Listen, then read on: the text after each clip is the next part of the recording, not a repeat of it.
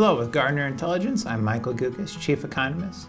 Today I want to share with you a look back at our data for 2017 and share with you some of the trends that we observed in our data.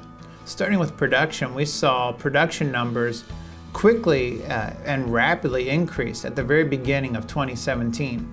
And those numbers, for the most part, stayed elevated throughout the entire calendar year. So what we saw in 2017 was that production growth was greater in this upcycle than it was in the past two that we've experienced since the Great Recession.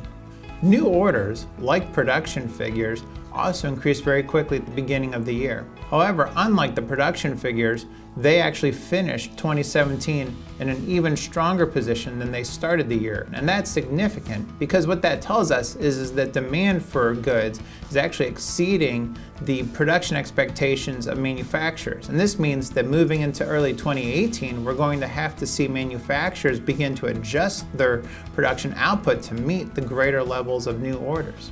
One immediate effect was an increase in our backlog index. Backlog expanded for every month, and that set a record in terms of the duration of backlog expansion. Not in the history of the index have we seen 12 months in which backlog expanded. A second response was the export reading jump that we saw in the fourth quarter of 2017. We expect that as long as the US dollar does not significantly strengthen around the world, we may see continued expansion in exports going into 2018. The employment component of our index also expanded very quickly at the beginning of 2017, as manufacturers quickly added laborers to their payrolls. The last component of the Gartner Business Index that feeds the overall index is supplier deliveries. And during the year, we saw supplier delivery readings very consistently grow throughout the year. Lastly, I want to talk about some additional metrics which Gartner Business tracks and yet are not used in the calculation of our business index. Our data for prices received and material prices showed expansion in 2017. And this was welcome news because in 2016, we saw material prices increase greatly but saw very little activity in terms of prices received growth. That trend changed, and while we still saw increased growth in material prices, we did see significant growth in the prices received readings.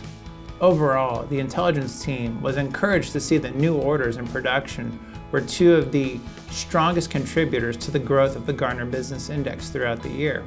It's the relationship between production and new orders and what happens in these two areas of manufacturing that significantly impact our backlogs and exports and supplier delivery figures.